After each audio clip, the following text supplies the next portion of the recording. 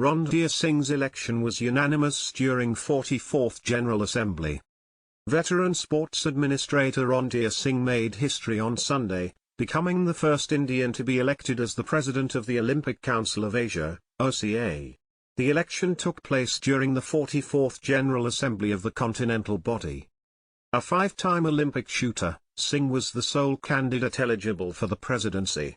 His election was unanimous, ensuring his leadership of the OCA from 2024 until 2028.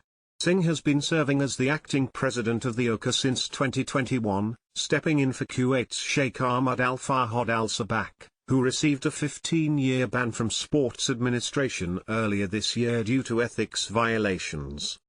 Singh's formal elevation to OCA president was witnessed by prominent figures, including India's sports minister Mansukh Mandaviya and top sports officials from all 45 Asian countries.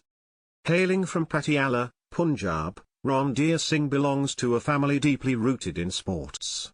His uncle, Maharaja Yadavindra Singh, was a Test cricketer and International Olympic Committee (IOC) member, while his father, Bhalindra Singh, also a first-class cricketer, served as an IOC member from 1947 to 1992.